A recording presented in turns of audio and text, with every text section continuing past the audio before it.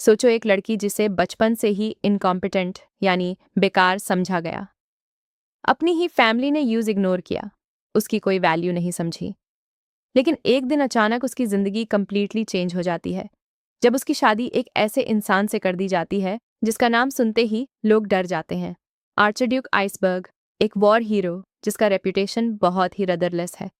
सबको लगता है कि यह शादी उस लड़की की लाइफ को और भी खराब कर देगी। लेकिन सच क्या है? क्या वो सच में इनकॉम्पिटेंट है या फिर सब लोग उसे गलत समझ रहे हैं? और जब वो इस ठंडी और डेंजरस दुनिया में एंटर करती है, तब धीरे धीरे एक ऐसी स्टोरी स्टार्ट होती है जिसमें मिसअंडरस्टैंडिंग्स, रोमांस और अनएक्सपेक्टेड ट्विस्ट्स भरपूर हैं। आज हम एक्सप्लेन करने वाले हैं द बिलीव्ड इनकम्पिटेंट स्टेपमॉम की स्टोरी। तो एंड तक मेरी ज्यादातर यादें एक बड़े से स्पेशियस मैंशन की दीवारों के अंदर ही गुजरी हैं, बिल्कुल अकेली। मेरे फैमिली ने मुझे एक पॉलिटिकल पॉन की तरह यूज किया और मुझे जबरदस्ती आर्च ड्यूक के घर शादी के लिए भेज दिया गया, जो एक वारमोंगर के नाम से मशहूर था। लेकिन मैंने कभी नहीं सोचा था कि मेरी किस्मत मुझे यहाँ तक ले आएगी। हम एक दिन भी तुम्हारे बिना नहीं रह सकते थे, न मैं न वो। ये सब कोई गलती लग रही है। कुछ महीने पहले ड्यूके सोनेबर्ग के घर पर डाइनिंग टेबल का सीन होता है। वहां हमारी फीमेल लीड इल्हा गलती से एक फोर्क गिरा देती है। उसकी बहन कलिन कहती है, डियर सिस्टर, थोड़ा ज्यादा केयरफुल रहो। फिर हम इल्हा और कलिन की माँ को देखते हैं, जिनका नाम क्लॉडिया है। इल्हा, मुझे माफ करो, ये 6 महीने बाद पहला फैमिली डिनर है। काफी ऑकवर्ड और स्टाइफलिंग लग रहा है। तब इल्हा के पापा ड्यूक वॉरेन कहते हैं, खुद को संभालो। इतनी क्लम्सनेस उस लड़की को सूट नहीं करती जो 1 महीने बाद आर्क डुक से शादी करने वाली है, जो बिल्कुल आइसबर्ग जैसा ठंडा है। इल्हा हैरान होकर कहती है, शादी? आप क्या कह रहे हो?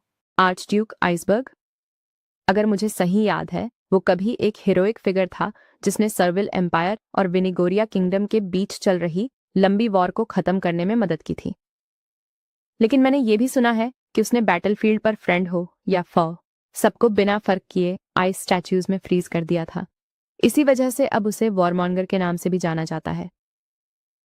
ये तक क्लेम्स हैं कि उसने फैमिली का हेड बन के लिए अपने एल्डर ब्रदर को भी मार दिया।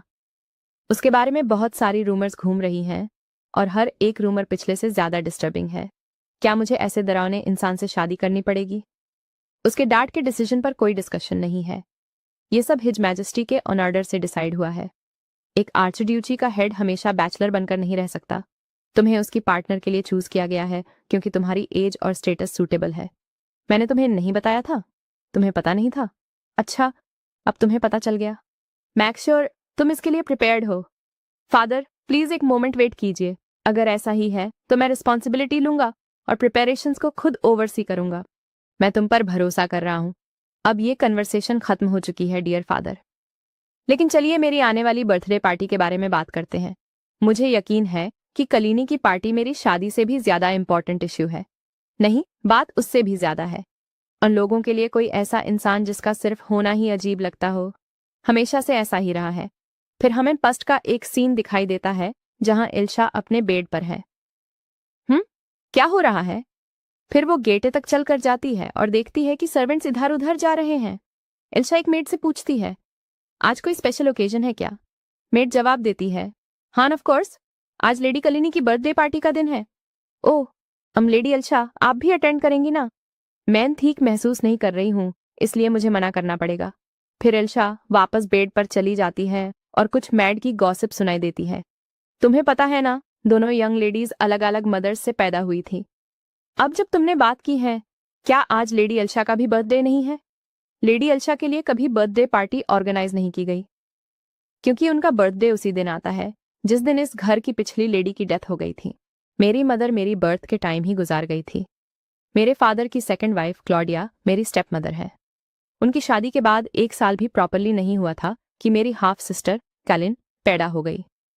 उस टाइम में एक इग्नोरेंट बच्चा था। मैं हमेशा सोचता रहता था कि मेरे फादर और स्टेप मदर मुझे क्यों अवॉइड करते हैं। लेकिन अब मैंने इस बात को एक्सेप्ट कर लिया है। वैसे भी अब इसके बारे में मैं कुछ कर नहीं सकता।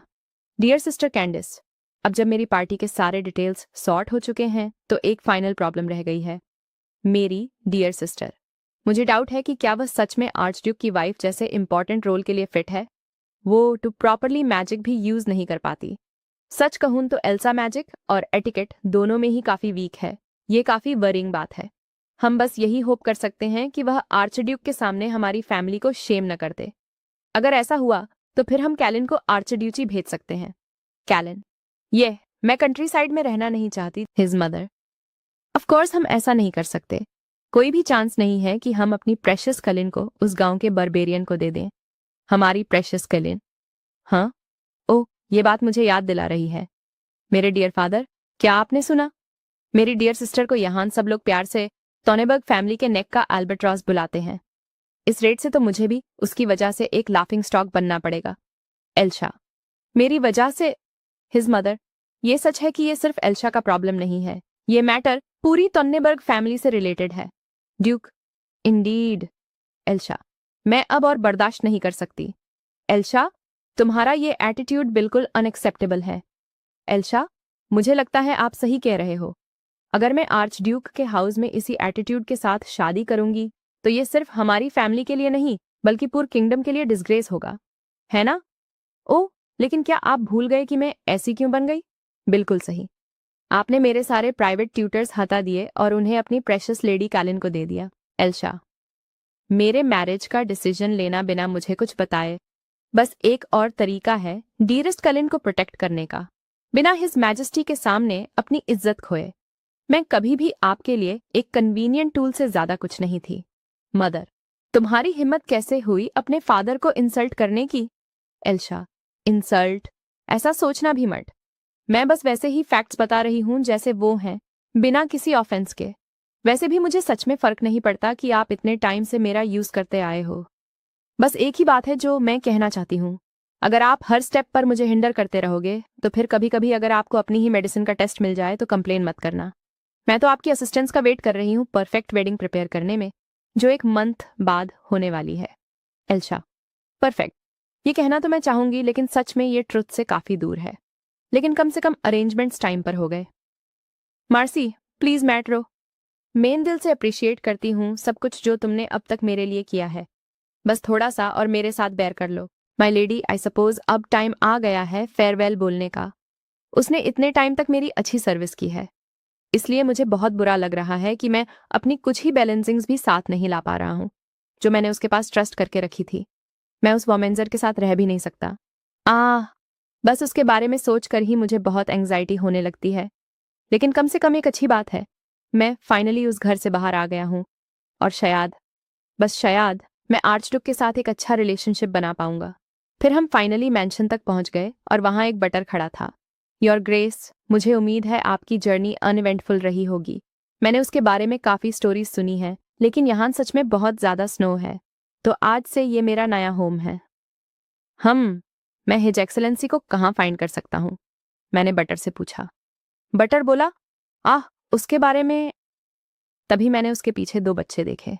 एक ब्लू हेयर वाला चाइल्ड बोला, अपनी आइडेंटिटी बताओ। मैंने कहा, मैं हिज एक्सेलेंसी की ब्राइड हूँ। नो वे ईव। ब्लू हेयर वाला बच्चा, उसके हाथ में मैजिक है। और सुनो, मैंने तो ये भी नहीं सुना कि हिज एक्सेलेंसी शादी कर रहे हैं। और अगर ये सच भी हो तो भी कोई चांस नहीं कि वो तुम जैसे किसी को चूज करे। क्या मेरे जैसे? मैं भी ये सोच रहा था, लेकिन क्या मेरे अंदर कुछ अजीब है? ब्लू हेयर वाला लड़का, तुरंत यहां से निकल जाओ तुम धोखेबाज। मैं तो अभी यहां आया ही था और इतनी जल्दी में इस मेस में कैसे फंस गया? और सबसे इंपॉर्टेंट बात, तुम बच्चे हो कौन?